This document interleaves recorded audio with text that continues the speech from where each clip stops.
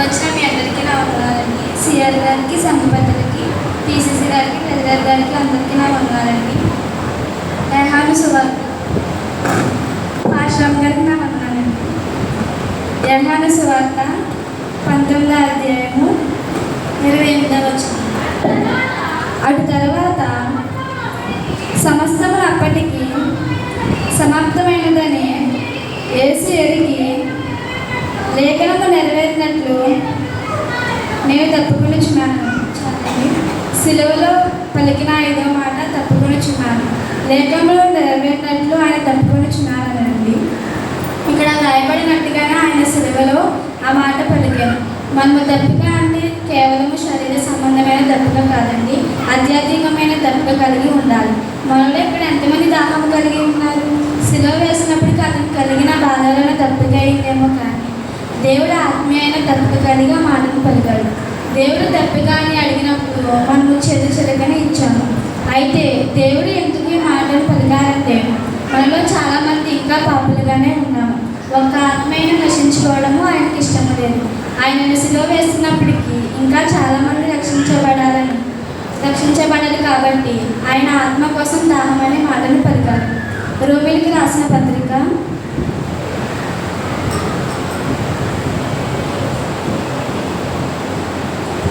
5వ అధ్యాయము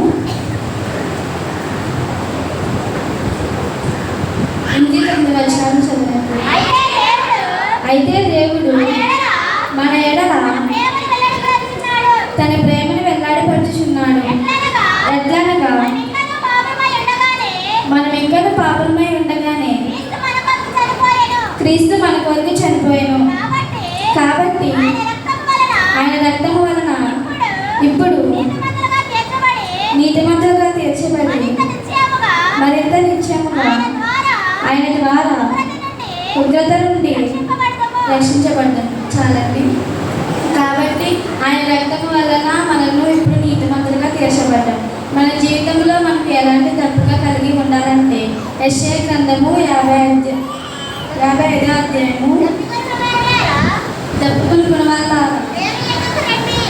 నీ వద్దకు రండి,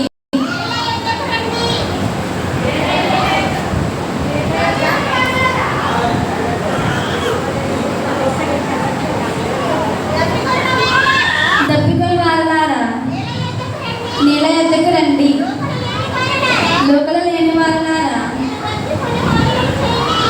మీరు వచ్చి కొని భోజనము చేయడి. రండి, లోకలు లేకపోయినను ఏమీ నీయలేకపోయే ద్రాక్షరసము పాల్గొనండి. చాలండి. అలాంటి నీళ్ళ వద్దకు మనం పిలుస్తున్నారంటే జీవజలపు నీళ్ళ వద్దకు మనం పిలుచున్నాడు. మనం విశ్వాసము కలిగి ఉంటే మనకు తప్పిక అనేది ఉండదు. మనం ఆయన శరీరము తిని ఆయన రక్తం త్రాగితే నిత్య జీవం గలవారం అవుతాము. అసలు దేవుడు మన కోసం ఎందుకు ప్రాణం ఇచ్చారు? మనం అసలు ఎంతటి వారు, కానీ ఆయన ఉచితమైన కృపతో మనందరి కోసం సిలువ వేయబడ్డారు. తండ్రికి కుమారుడు అంటే ఇష్టము కాదా? మన పిల్లలంటే మనకు ఇష్టము కాదా? అయినా సరే దేవుడు తన ఏకైక కుమారుని మనందరి పాపముల నిమిత్తము అర్పించారు. మనం ఇప్పుడు ఆయన సిలువ మరణము ద్వారా నీతిమంతులుగా తీర్చబడి ఉన్నాము. ఈ లోకంలో మనం బ్రతకడానికి నీళ్ళు, ఆహారము తీసుకోవాలి, కానీ పరలోకంలో మనకు ఆకలి తప్పుకలనే ఉండవు. ఇప్పుడు ఆత్మీయ దాహం గల వారికి దేవుడు ఏమి దయచేస్తారంటే ప్రకటన గ్రంథము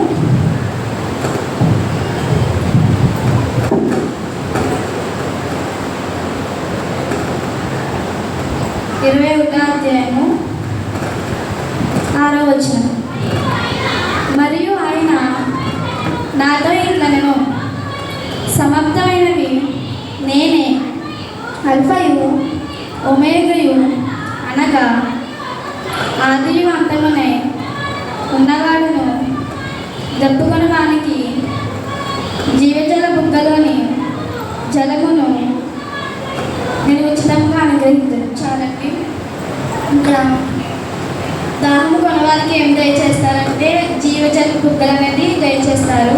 రెండవదిగా చూసినట్లయితే యెషయా గ్రంథము 48వ అధ్యాయము 21వ వచనం. ఎడారి స్థలములలో ఆయన వారిని నడిపించాను, వారు తప్పుకోలేదు. చాలండి. ఇక్కడ రెండవదిగా ఏం తెలియజేస్తారంటే ఎడారి స్థలంలో కూడా దప్పిక అనేది ఉండదు. మూడవదిగా చూసినట్లయితే కీర్తనలు 78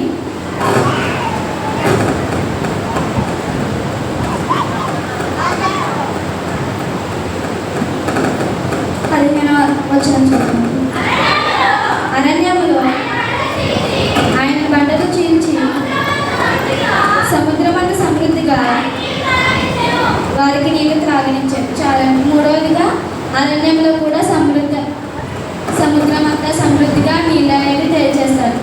నాలుగవదిగా చూసినట్లయితే యెషయా 41వ అధ్యాయము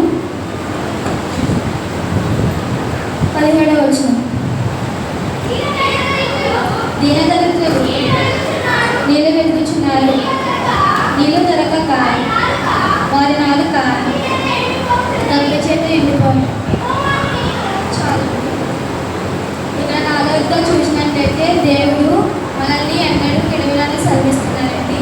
ఐదవదిగా చూసినట్లయితే న్యాయాధిపతులు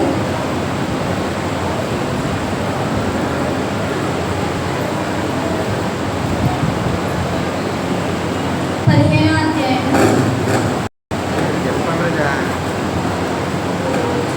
18వ వచనం. అప్పుడు అతడు మిక్కిలి తప్పుకున్నందున యెహోవాకు మొరపెట్టి నీవు నీ సేవకుని చేతి వలన ఈ గొప్ప రక్షణను దయచేసిన తర్వాత నేను ఇప్పుడు తప్పి చేతను చచ్చి సున్నతి పొందవాని చేతిలోనికి పడవలనా అని వేడుకొని. చాలండి. ఇక్కడ అయితే రక్షణ వస్తుందని సెలవిస్తున్నాడు. ఆయన శరీరము తిని ఆయన రక్తం తాగితే మనకు దాహం అనేది ఉండదు. అవి మనం తీసుకోవాలంటే ముందుగా మనం అందరము రక్షించబడాలి. బాప్తిసం పొందితే ప్రభు వలన ఆచరించిన వారు అవుతాం. కాబట్టి మనం అందరం రక్షణ తీసుకొని నిత్యం పొందుకోవాలని ఆశిస్తే మనం ముగిస్తున్నాం.